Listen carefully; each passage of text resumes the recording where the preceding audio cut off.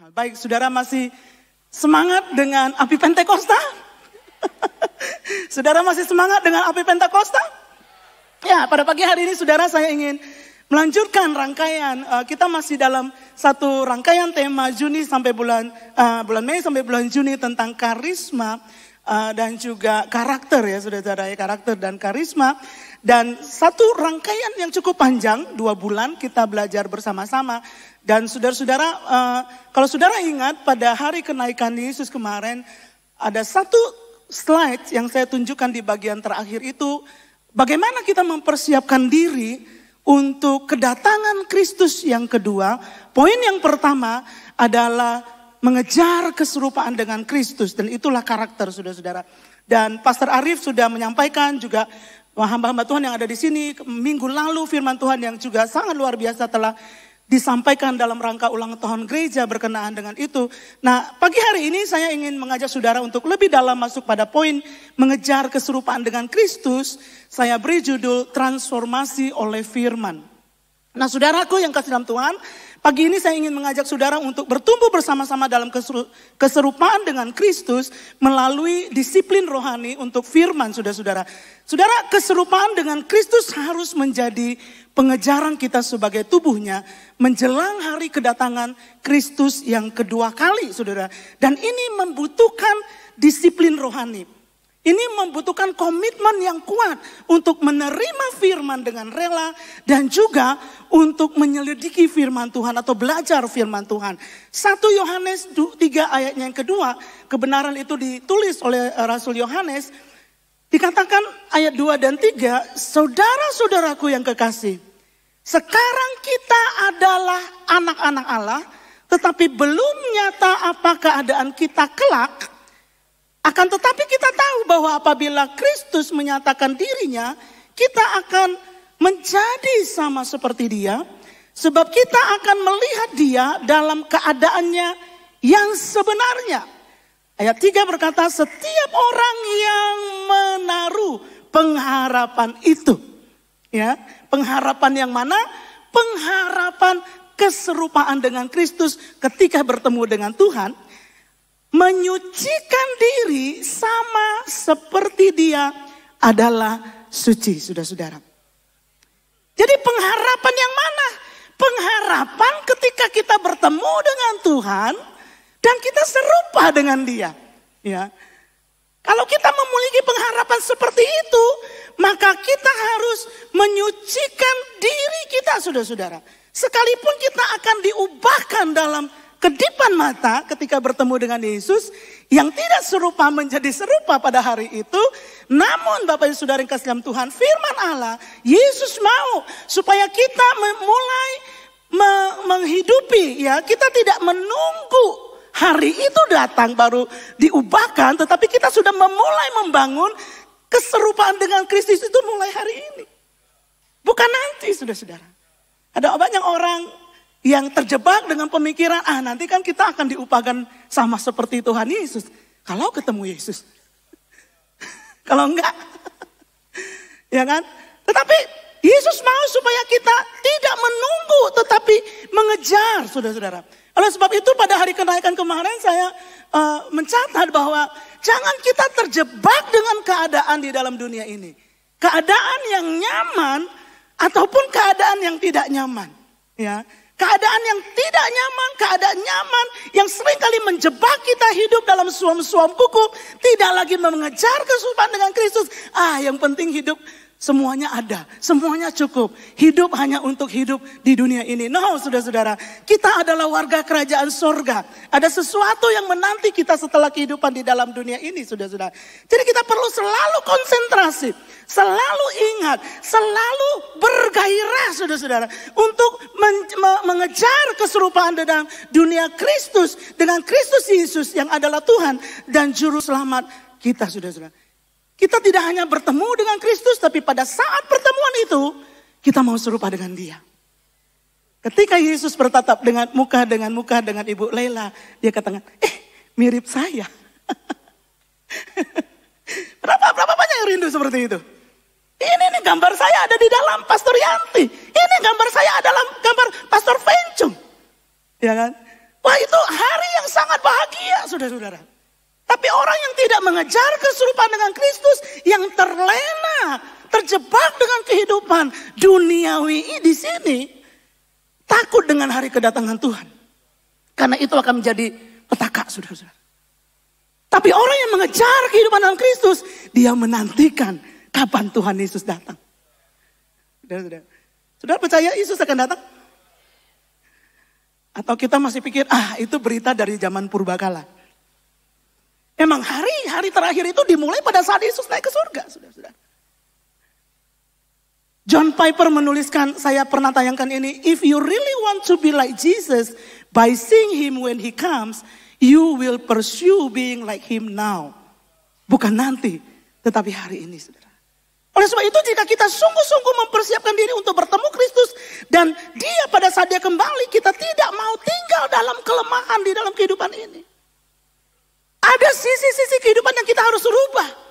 Ada sisi-sisi karakter yang kita harus bangun untuk menjadi semakin serupa dengan Kristus. Kenapa saudara-saudara? Karena Ibrani 12 ayat 14 berkata, berusahalah hidup damai dengan semua orang dan kejarlah kekudusan. Ini bukan pada saat Yesus datang. Ini masih dalam dunia ini. Surat itu mengingatkan kepada kita, berusahalah hidup damai dengan semua orang dan kejarlah kekudusan. Sebab apa saudara? Tanpa kekudusan, tidak ada seorang pun yang akan melihat Tuhan. Jadi kekudusan itu identik dengan keserupaan dengan Kristus. Bukan dengan berapa banyak korban yang saya berikan ke gereja. Bukan seberapa agamawinya saya. Bukan sekedar hanya berapa aktifnya kita dengan kegiatan-kegiatan rohani. Tetapi keserupaan dengan Kristus. Itu adalah kekudusan dan kesucian hidup. Saudara, kita ada di akhir dari akhir zaman.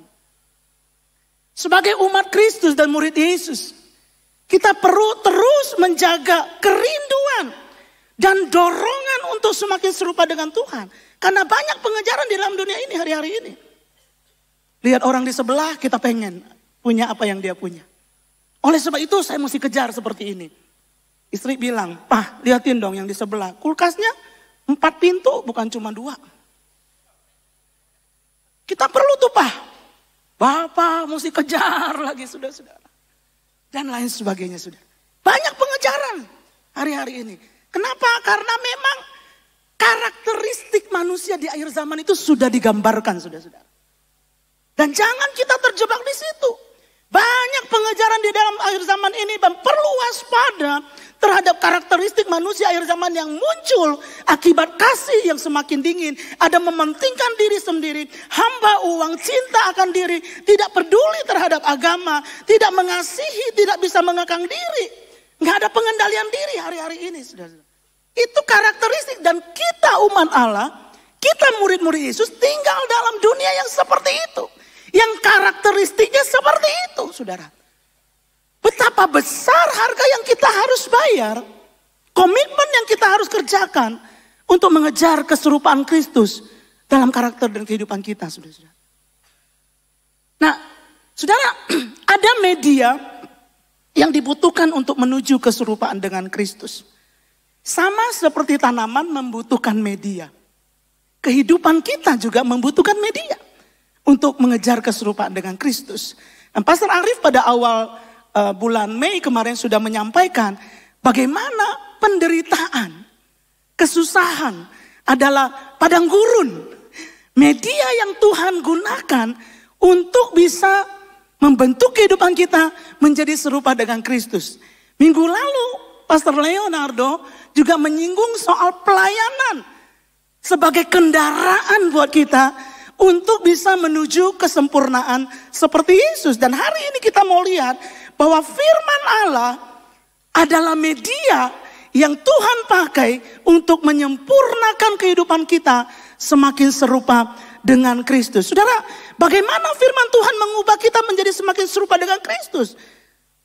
Firman Tuhan akan menggantikan kebohongan yang kita percayai dengan kebenaran.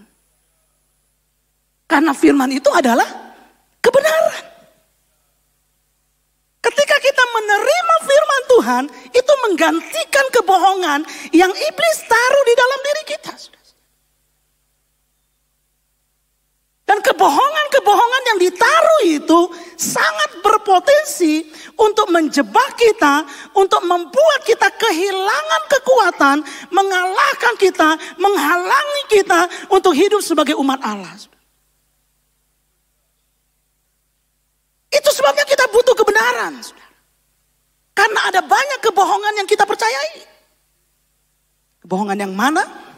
Saudara, saya tidak tahu, ya, tapi saya menemukan dalam pengalaman pribadi dan juga pelayanan saudara-saudara, banyak orang tertipu dengan identitas. Sehingga dia tidak berani untuk melayani. Sehingga dia nggak berani tampil untuk Tuhan. Sehingga dia nggak berani untuk memanifestasikan kuasa Tuhan. Nggak berani tumpangin tangan orang padahal di dalam dirinya ada kuasa Allah yang besar. Nah itu kan kebohongan yang iblis taruh. Hanya dengan membisikkan, kamu tuh gak pantas loh. Kamu tuh gak layak loh. Life leader, para pemimpin di life. Saya ingat banget belasan tahun yang lalu. Ya, saya datang ke satu live dan saya gak ngomong-ngomong. Saya datang aja ke dalam live itu. Ketika ketua live-nya lihat saya datang, dia langsung bilang begini. Karena ada pendeta Yohana, jadi dia yang akan memimpin diskusi. Saya bilang tidak tante. Karena hari ini saya tidak diurapi untuk memimpin diskusi. Tante yang diurapi untuk memimpin diskusi. Saudara. Kita nggak berani saudara. Bertahun-tahun saya secara pribadi mengalami minder. Karena lahir dari keluarga yang nggak punya. Saya dulu pernah bilang, saya tanya mama saya, mah kita orang kaya orang miskin. Karena ada teman yang nanya, orang miskin itu nempel, plek. Kalau sudah percaya saya orang miskin, saya orang kurang berpendidikan, dari pulau terpencil, bahkan di peta aja susah dicariin saudara-saudara. Ada satu jemaat saya pernah ikut pulang kampung ke kampung saya. Begitu dia naik pesawat, turun di Tanjung Pinang. Nginep satu malam di Tanjung Pinang. Besoknya naik kapal lagi 3,5 jam. Setelah naik kapal, naik lagi mobil hampir 40 menit. Baru nyampe ke rumah saya. Dia bingung. Pastor, kok bisa ya sejauh ini nyampe ke Bogor? Nah itulah saudara. Jadi sudah datang dari, kalau istilahnya Gideon ya, suku yang terkecil, keluarga yang terkecil, anak bungsu pula gitu saudara-saudara ya. Itu mindernya langsung naik. Dan itu senjata yang ampuh dari musuh untuk menaklukkan anak-anak Tuhan. Oleh sebab itu kita butuh firman Allah untuk membebaskan kita. Dan masih banyak kebohongan-kebohongan yang lain. Saya ingat bertahun-tahun yang lalu kalau sebelum pandemik, setiap minggu keempat, pastor bilang kita akan mendoakan jemaat yang sakit, yang angkat tangan di ibadah raya. Waktu saya mau menumpangkan tangan, ada suara datang. Kamu aja belum sembuh tiroidnya, mau doain orang. Dan saya, iya juga ya. Bodohnya tuh saya percaya suara itu. Jadi kalau kita percaya pada kebohongan, kita bodoh sebenarnya saudara. Karena Tuhan tidak bermaksud untuk itu. Dia panggil kita dengan potensi kita yang ada. Dengan kuasa yang dia berikan dalam rangka Pentakosta. Ada kuasa di dalam tangan kita semua. Kalau tekniknya berbeda itu biasa. Ada orang bilang, Pastor Yohana sudah beres doanya. Tentang rumah, doain rumah. Sudah tante. Kok saya nggak lihat Pastor Yohana pakai minyak urapan? Oh itu teknik. Saya tidak digerakin untuk pakai minyak. Karena saya sayang rumah tante masih baru, kalau saya olesin minyak kotor nanti. Tanpa bermaksud untuk mengecilkan yang pakai minyak, itu silakan aja, sah aja saudara.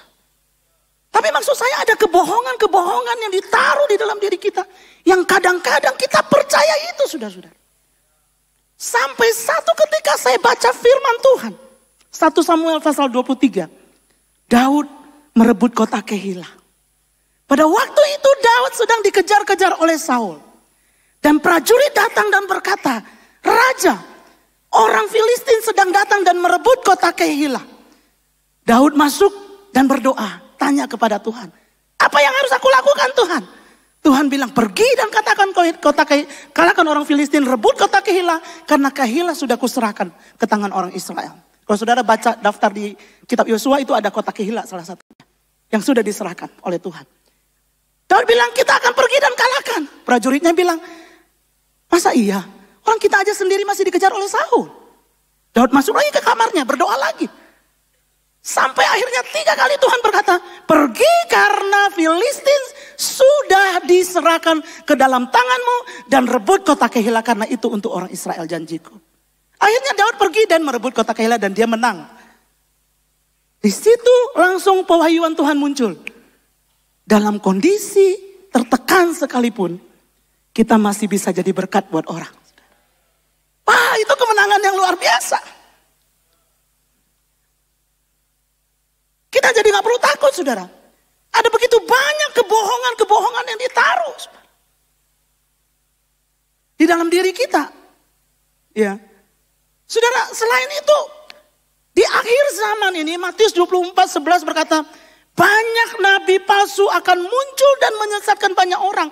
Dan karena makin bertambahnya kedurhakaan, maka kasih kebanyakan orang akan menjadi dingin. Tetapi orang yang bertahan sampai pada kesudahannya akan selamat, saudara-saudara. Di akhir zaman ini ada banyak aturan dan hukum yang diciptakan oleh manusia, oleh kedaulatan manusia sendiri, bukan lagi kedaulatan Allah. Sudah jelas Tuhan menciptakan yang mana laki-laki, yang mana perempuan, udah jelas gitu. Ada aturan lagi yang muncul sekarang. Ada jenis kelamin antara laki-laki dan perempuan. Bukan laki-laki atau perempuan, antara laki-laki dan perempuan. Setengah laki-laki, setengah perempuan. Lawlessness, itu pendurhaka di akhir zaman ini. Banyak orang berjalan di dalam kedaulatannya sendiri. Udah ada aturan, dia bikin aturan sendiri. Udah ada visi, dia bikin visi sendiri. Hidup di tengah-tengah akhir zaman yang cenderung ini melemahkan karakter kita. Karena munculnya para pendurhaka, saudara-saudara. Dengan munculnya pendurhaka, namun kita bersyukur atas firman Allah yang hidup. Alkitab kita atau Alkitab kita, saudara-saudara. Kita bersyukur setiap saat kita bisa akses. Setiap saat kita bisa baca. Pastikan di dalam handphone kita ada Alkitab semuanya. Jangan cuma Netflix. Jangan cuma YouTube. Jangan cuma ya merek-merek belanja online yang lain. Gak boleh sebutin, ntar kamu disu. Iya benar. 2 Timotius 3:16 berkata, segala tulisan yang diilhamkan Allah memang bermanfaat untuk mengajar, untuk menyatakan kesalahan, untuk memperbaiki kelakuan, dan untuk mendidik orang dalam kebenaran. 1 Petrus 1:23, karena kamu telah dilahirkan kembali, bukan dari benih yang fana, tetapi dari benih yang tidak fana. Oleh apa, saudara? Firman. Jadi waktu Ibu Yeti terima Tuhan Yesus, dan dia menerima firman di dalam kehidupannya, disitulah kehidupannya diperbaharui. Setiap hari. Setiap hari kita mendengar firman Tuhan. Setiap kali kita membaca firman Tuhan. Setiap kali kita diberikan firman oleh Tuhan. Ya, saudara-saudara. Pada saat itu kita dilahirkan lagi kembali. Diperbaharui lagi kehidupan kita. Diperbaharui. Segala kebohongan di-replace, digantikan dengan kebenaran yang adalah Kristus sendiri. Wow, ini luar biasa, saudara-saudara. Firman Tuhan yang dilakukan akan mendatangkan kehidupan yang kuat di tengah-tengah tantangan zaman. Matius 7:24. Setiap orang yang mendengar perkataanku ini melakukannya, ia sama dengan orang yang bijaksana yang mendirikan rumahnya di atas batu, saudara-saudara. Saudara rindu punya kehidupan yang kuat? Saudara rindu punya kehidupan di dalam kebenaran yang memerdekakan? Kehidupan kita betul-betul dimerdekakan oleh kebenaran itu, saudara. Ada 2 ponakan tinggal dengan saya. Yang satu ada di depan, ya. Bukan gampang, saudara. Kalau cuma kasih makan antar sekolah itu mungkin gak terlalu sulit ya. Tapi bagaimana membawa kebenaran itu memerdekakan dia. Seperti kebenaran itu memerdekakan saya. Baru tadi malam di meja makan itu kadang-kadang KKR.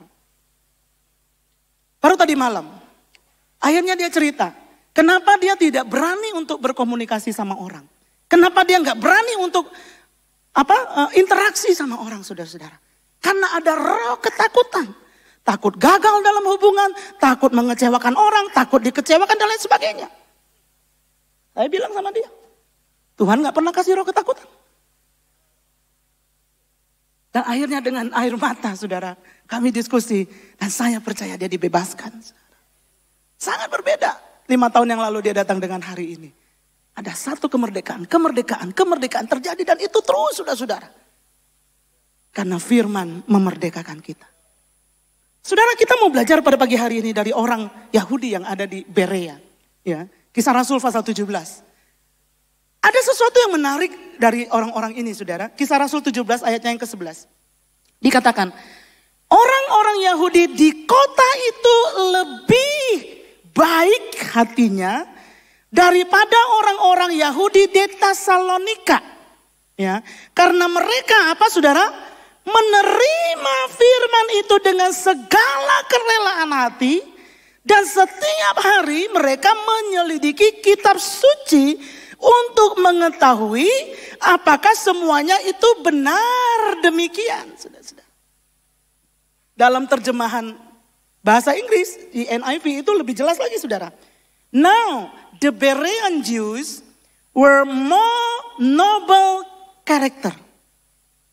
Ya, kalau dalam bahasa Inggris kan cuma dibilang baik. Ini noble character.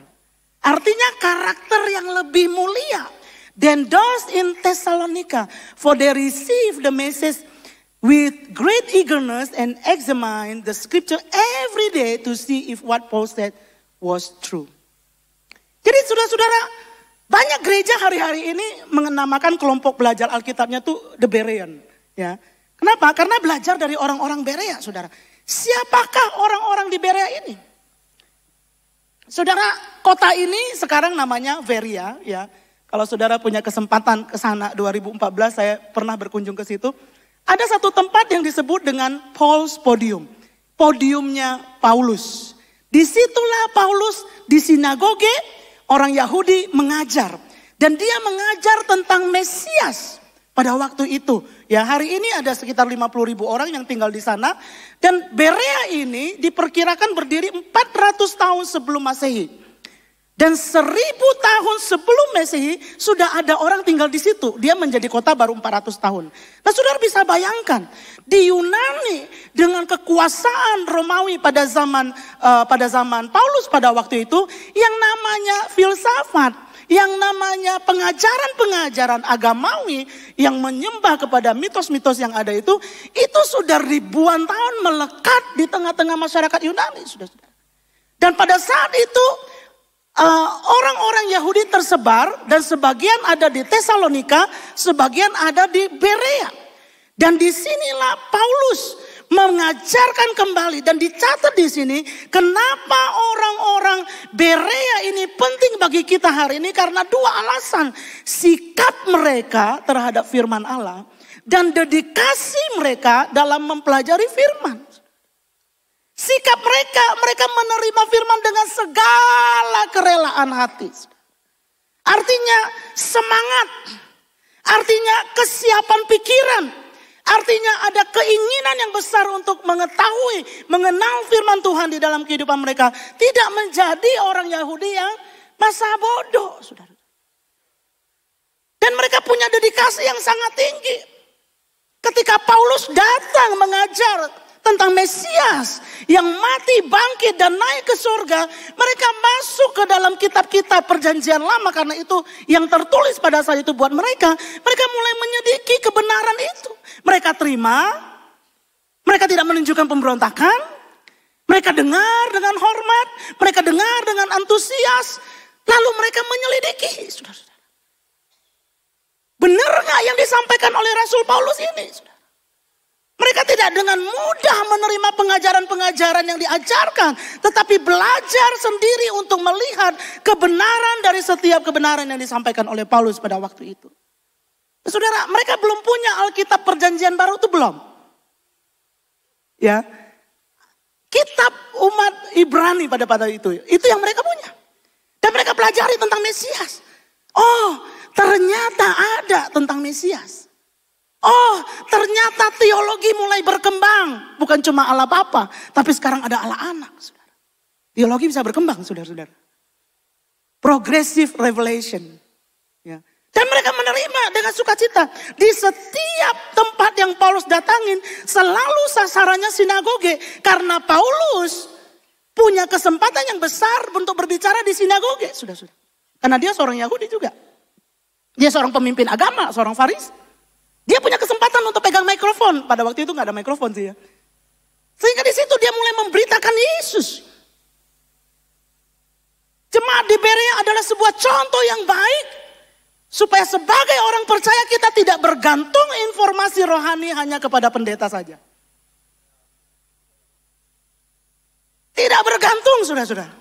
Walaupun itu adalah kewajiban hamba-hamba Tuhan, saudara-saudara. Jika kita tidak belajar sendiri firman Allah, membandingkan ayat lepas ayat, bagaimana kita dapat tahu jika kita sedang ditipu? Bagaimana kita tahu jika kita sedang diajarkan sesuatu yang melenceng dari kebenaran? Saudara. Setiap orang Kristen, orang percaya harus menyaring khotbah yang mereka dengar melalui Alkitab, bukan melalui pengkhotbahnya. Oh kata si pengkhotbah ini, oh kata si pengkhotbah. Nggak, lihat coba firman Tuhan. Apa yang firman Tuhan sampaikan? Saudara. Sehingga unsur yang Alkitabiah dapat dicerna secara rohani dan unsur khotbah yang tidak Alkitabiah bisa ditolak. Oleh sebab itu ini menuntut setiap orang percaya untuk belajar. Jadi dua hal tentang orang Berea. Mereka menerima firman itu dengan segala kerelaan hati dan setiap hari. Jadi WPDA itu bukan program gereja. Tapi ini gaya hidup kita. Amin saudara. Saudara yang belum mulai ayo. Sangat berbeda dengan orang-orang di Tesalonika. Karena sebelum ke Berea, Paulus ke Tesalonika. Apa yang terjadi di Tesalonika? Paulus dan Silas mengambil jalan melalui Amfipolis dan Apolonia dan tiba di Tesalonika. Di situ ada sebuah ibadah orang Yahudi, sinagoge lagi. Ya, seperti biasa Paulus masuk ke rumah ibadah itu 3 hari Sabat berturut-turut. Ia membicarakan dengan mereka bagian-bagian dari kitab suci. Ia menerangkannya kepada mereka dan menunjukkan bahwa Mesias harus menderita dan bangkit dari antara orang mati. Lalu ia berkata, inilah Mesias yaitu Yesus yang kuberitakan kepadamu. Beberapa orang dari mereka menjadi yakin dan menggabungkan diri dengan Paulus dan Silas. Dan juga sejumlah besar orang Yunani yang takut kepada Tuhan. Dan tidak sedikit perempuan-perempuan terkemuka. Tetapi orang-orang Yahudi menjadi iri. Ini orang-orang Yahudi yang ada di Tesalonika. Yang tadi ada di Berea.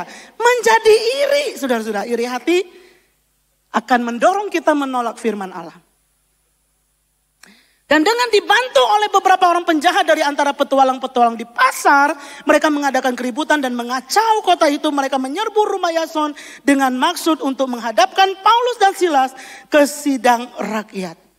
Saudara, sikap orang-orang Yahudi di Tesalonika ini bertolak belakang dengan orang-orang Yahudi yang ada di Berea, saudara-saudara. Mereka tidak bersahabat dalam mendengarkan firman Tuhan.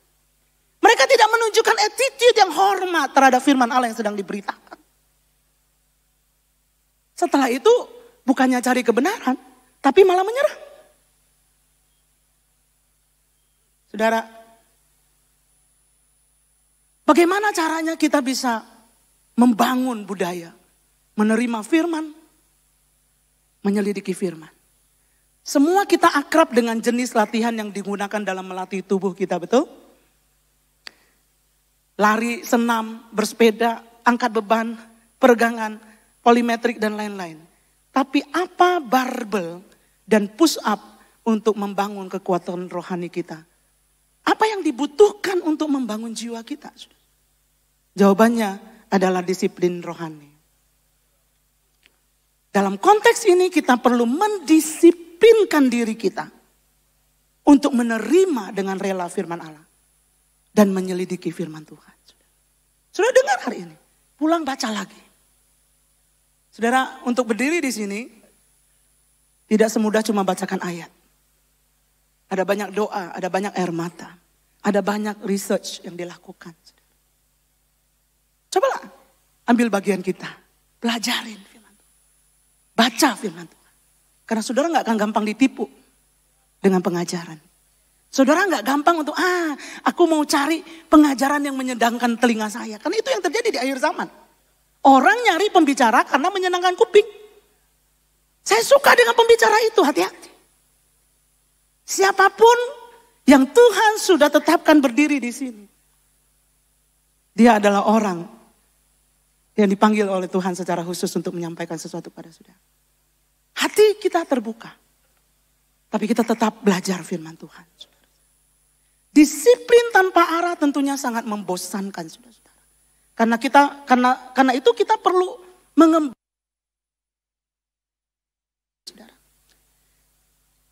Apa yang akan menjadi hasilnya kalau saya lakukan ini terus menerus? Itu yang kita harus bayangkan. Bayangkan apa jadinya saya jika saya mulai hari ini saya lakukan hal ini dan hal itu. Apa jadinya saya kalau saya mendedikasikan diri untuk membaca firman setiap hari. Penuh dengan firman. Sudah pasti. Berpikir tentang firman. Berkata-kata dengan firman Tuhan. Bertindak dengan firman. Itu udah jelas. Doa, kalau saya meluangkan waktu untuk doa, apa yang akan terjadi saudara? Doa bukan lagi hanya permintaan, tapi doa akan menjadi persekutuan. Nah, itu kita kembangkan. Kalau saya mengembangkan doa persekutuan dengan Tuhan, bukan cuma sekedar doa permintaan karena permintaan kita akan habis. Kalau sudah dijawab, udah selesai. Makanya orang tidak berdoa lagi kalau keadaan sudah nyaman-nyaman, nggak ada yang diminta. Saudara, paling bingung itu kalau ngizinin orang yang gak merasa perlu. Apa ya Tuhan ya? Mau bilang apa sama dia ya? Di mana dia butuh Tuhan? Karena kita mengidentifikasikan kebutuhan dengan Tuhan itu seperti kebutuhan yang kita butuhkan setiap hari. Tapi mari lihat doa sebagai persekutuan dengan Tuhan. Apa yang terjadi kalau suami istri ngobrol, diskusi. Seperti kami lakukan itu di rumah. Ngobrol, diskusi, ngobrol. Ya lama-lama anak-anak jadi dekat. Jadi mau bicara. Kita jadi tahu cara berpikirnya dia. Oh kayak begini cara berpikirnya. Di live kan juga seperti itu. Kalau kita berinteraksi kita jadi tahu. Ketua live jadi ngerti. Oh anggota saya itu masih terjebak dengan cara berpikir seperti saya mesti doakan dia supaya dia mengalami kelepasan.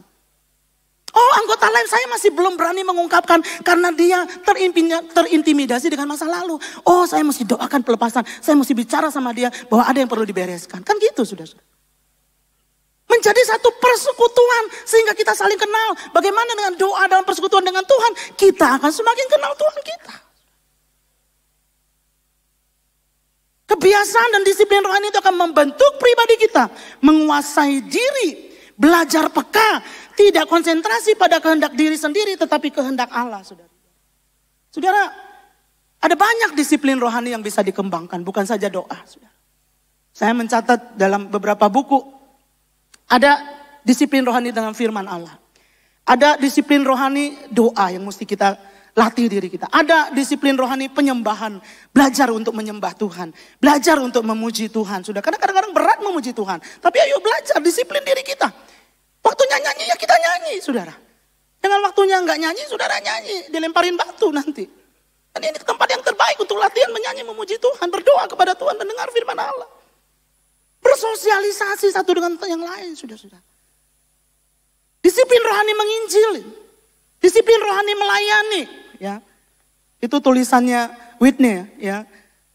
Disiplin penata layanan, bagaimana saya mengatur semua yang Tuhan berikan kepada saya. Disiplin puasa, disiplin waktu sendiri dengan Tuhan, perlu nggak? Perlu, saudara-saudara. Disiplin menulis jurnal, disiplin untuk belajar. Dallas Willard menambahkan disiplin fellowship, berinteraksi, disiplin berkorban, disiplin mengaku kesalahan, disiplin menundukkan diri, disiplin untuk hidup sederhana dengan apa yang Tuhan percayakan kepada kita. Banyak disiplin rohani yang kita perlu kembangkan. Saudara. Saya memaksa diri untuk menulis dari tahun 2020 bulan Mei. Setiap hari, saudara. Setiap hari ada kalimat yang ditulis Senin sampai Sabtu. Di Instagram story. Setiap hari. Saudara bayangkan udah 3 tahun itu kalau saya kumpulin udah jadi apa itu? Setiap hari, paksa diri. Udah ngantuk, iya mesti baca dulu sebentar. Lihat lagi, tulis lagi. Paling tidak ada kata-kata yang menguatkan saya sendiri. Saya menulis bukan saja untuk orang lain, tapi untuk diri saya sendiri. Melatih diri. Menghargai firman Tuhan baca. Karena kita ini bukan manusia super setengah dewa. Kita ini banyak lupanya. Makanya kita perlu menulis, sudah. Waktunya habis? Ya. Bagaimana disiplin rohani menolong kita? Ben Holden menuliskan minimal ada 3, saudara. Yang pertama, disiplin rohani menjaga kita dari kepentingan yang berpusat pada diri sendiri. Dan kita mau belajar berpusat kepada Tuhan. Self-centered menjadi Christ-centered. Bukankah itu murid Yesus? Yang kedua, disiplin rohani memposisikan kita untuk transformasi yang Tuhan ingin kerjakan di dalam kehidupan kita.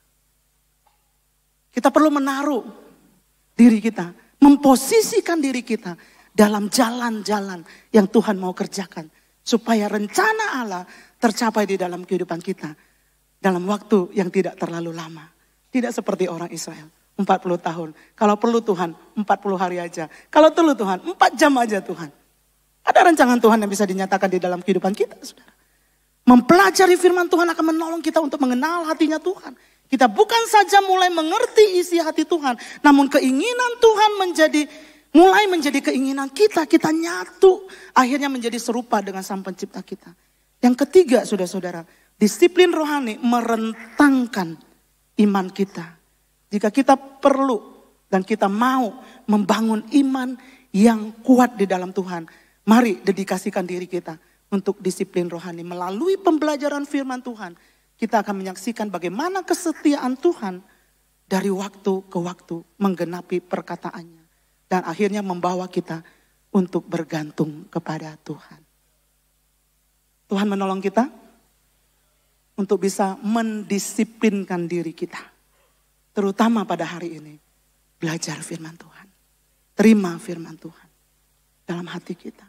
Selidiki firman Tuhan. Banyak akses saudara hari-hari ini. Kalau saudara ragu, saudara bisa konsultasi. Dengan pembimbing rohani, hamba-hamba Tuhan, ataupun ketua-ketua live. Saudara bisa ajak diskusi. Itu sangat luar biasa, sangat menolong.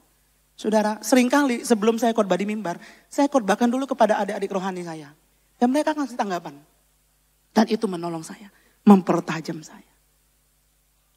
Dan akhirnya firman bisa menjadi berkat bagi banyak orang.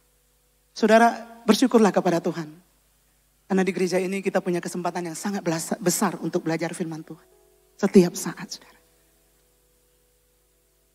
Kesimpulan saya adalah dalam menantikan kedatangan Kristus yang kedua. Kejarlah transformasi kehidupan oleh firman. Yang datang dari disiplin rohani untuk menerima firman dan menyelidiki firman. Berapa banyak saudara yang mau lakukan itu?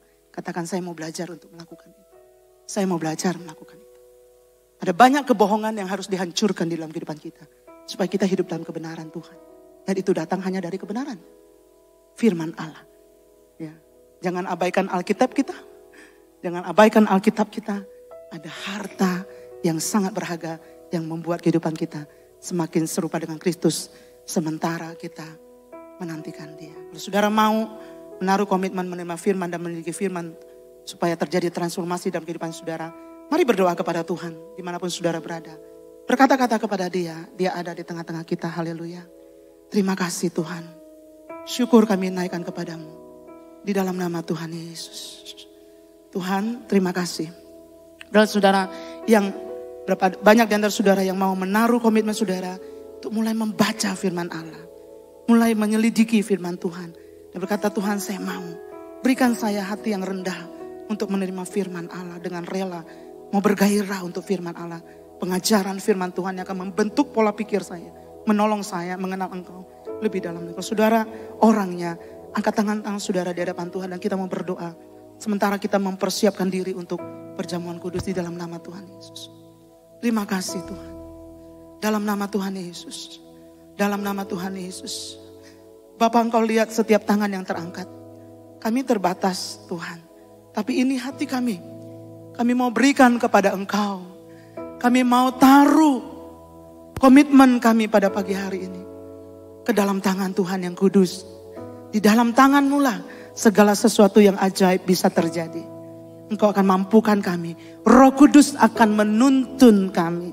Akan mengingatkan kami akan firman Tuhan yang kami dengar pada hari ini dan kami baca. Kami mau belajar seperti orang-orang Yahudi yang ada di Berea. Tuhan, mereka dengan sukacita menerima firman. Mereka dengan komitmen tinggi menyelidiki dan belajar firman Allah setiap hari. Setiap hari kami mau jadi murid Kristus yang hidup tanpa, oh Tuhan, terlewatkan sehari pun dengan firman Allah. Kami mau ada bersama dengan Engkau. Supaya kami tinggal di dalam Engkau dan Engkau tinggal di dalam kami.